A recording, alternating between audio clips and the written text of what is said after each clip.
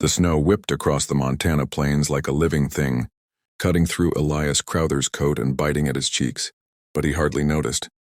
He was focused on the barn where the girl had taken shelter, her dark hair plastered to her face, her small frame shivering despite the thick hide blanket wrapped around her, Saya. He could barely remember how he had come to know her name in such a short time, the way it had slipped into his mind as though it had always belonged there.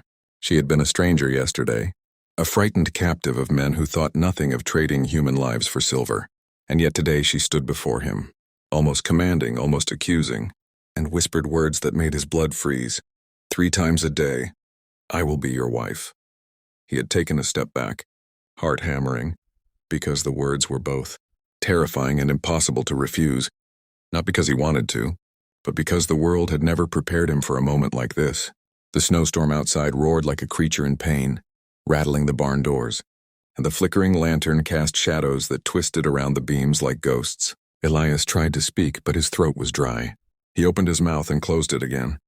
His mind raced, trying to find a response that would honor her courage without betraying his own sense of right.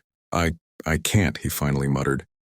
But she did not seem to hear him, or perhaps she chose not to. Her eyes, dark and piercing, held him as if she could see every fear and desire he had buried even from himself.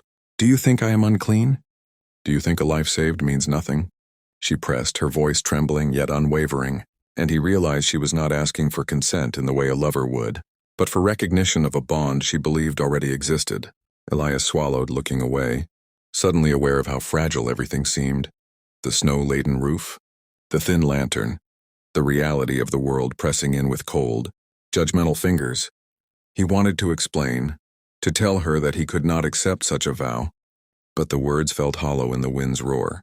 Then a crack of wood splitting in the barn corner made them both jump. 3 shadows slipped through the half-open doors, rifles raised, their breath steaming in the frigid air.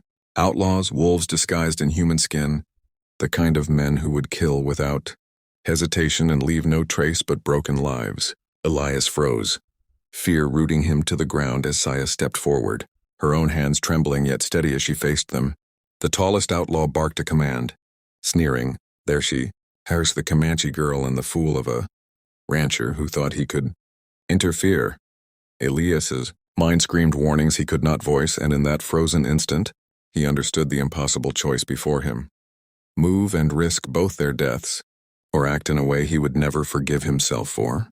The lantern flickered, then went out, leaving them in darkness broken only by the occasional lightning flash illuminating